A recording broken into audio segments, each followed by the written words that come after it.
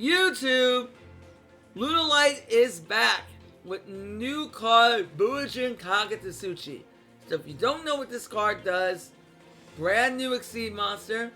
We're gonna go over it, and it changes the game entirely. So, first of all, this card, when it succeeds someone, you send the top 5 cards from your deck to the grave. It only takes 2 Beast Warriors, level 4, which we will more than qualify. All the Lunalights are Beast Warriors. Then, on Exceed Summon, you can send the top 5 cards to your graveyard, comma, also this gains 100 attack for each Bujin card sent by this effect. Now, this is very important because of that comma also, it sends for card effect. If there was a semicolon, then this card gains blah blah blah, then that would be a cost. But because this is sending for a card effect, PSCT, problem solving card text, we can trigger all the Lunalight effects because they activate when they are sent to the graveyard by card effect, not by cost.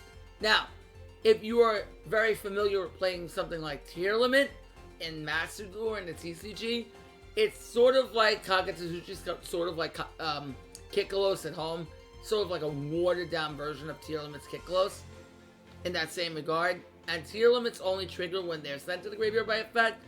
Not like the Ishizu pieces, not Kelbeck and the Guido, when they can trigger, but they're just sent by any means. But, you know, just keep that in mind. In this case, we are sending by card effect. Now, because we send to the graveyard by card effect, we can trigger some very important effects. Now, I'm not going to go over every Lunalight in the game because I have another video that describes exactly how Lunalight works. I'll leave the link in the description below. But as I go over the interactions, I'll discuss the interactions they have with the different Lunalights. Now, Kagatschui, the ones you want to be sending are Martin and Bird and Fox. Those will all trigger because they have effects when sent to the graveyard by card effect. Martin, for instance, will add a Lunalight spell or trap from your deck to your hand. Bird will revive 1 Lunalight from the grave or banished with its effects negated. And Crimson Fox will reduce your opponent's attack to 0, also being on the graveyard for its other effect. When a Lunalight it would be targeted by a card effect, if I should say, that's very important because I can't miss timing, you can banish this card to negate the effect.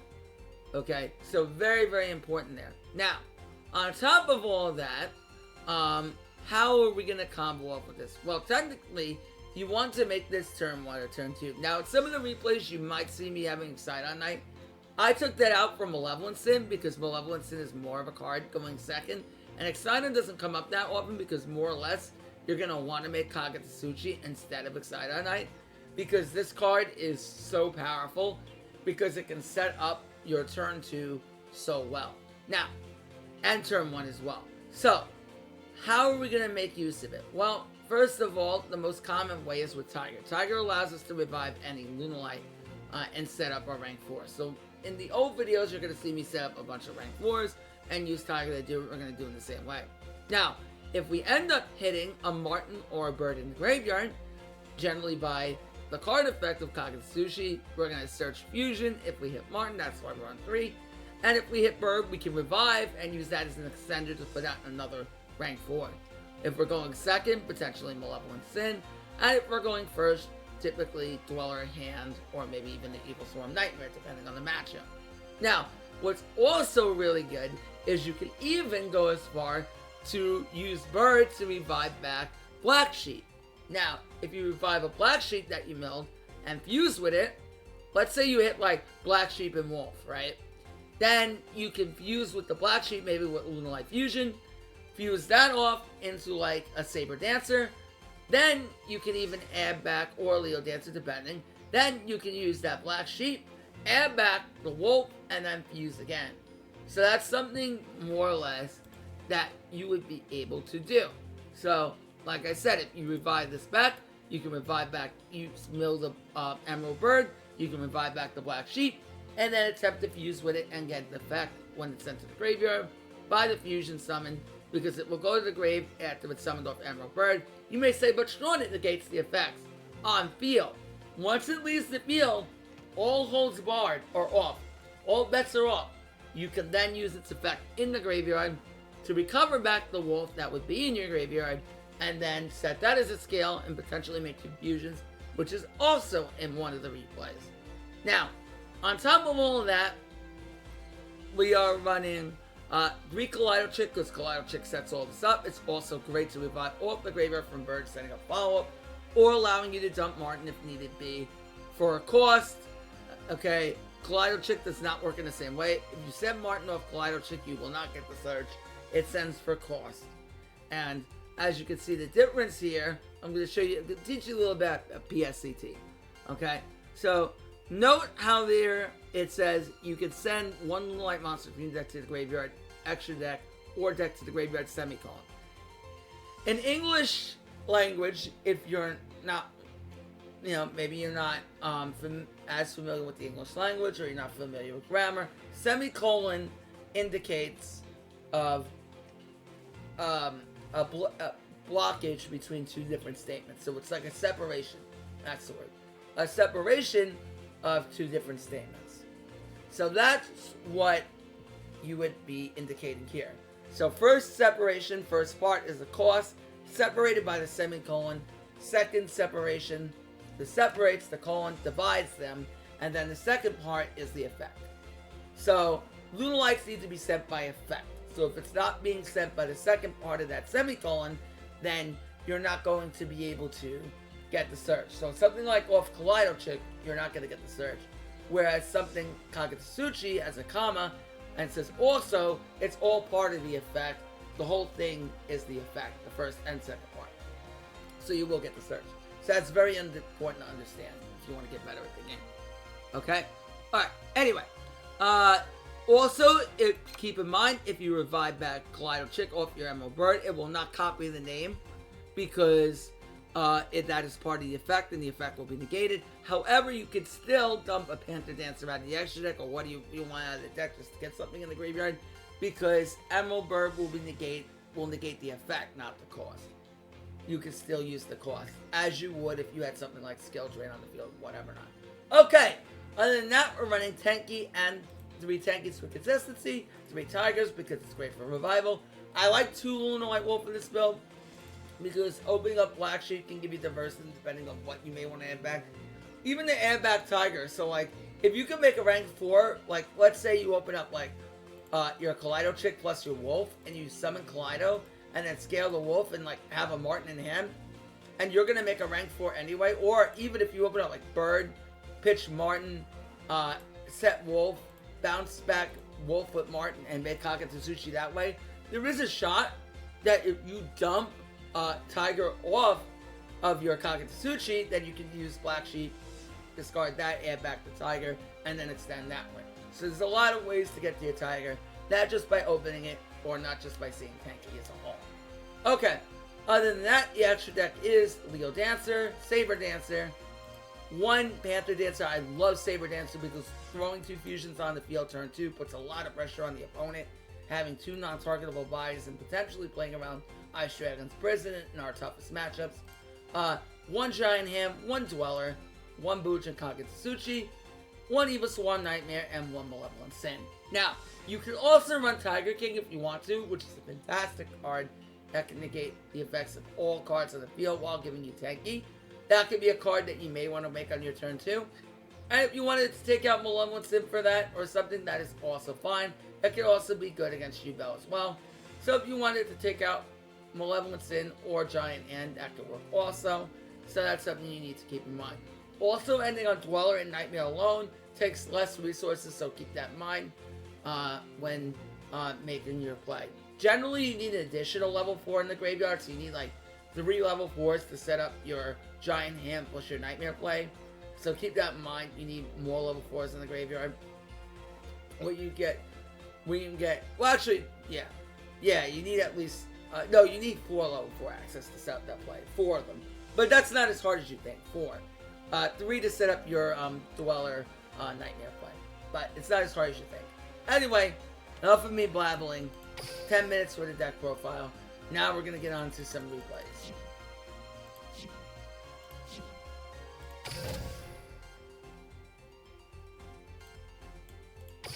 Let me make sure I saved a good amount of them.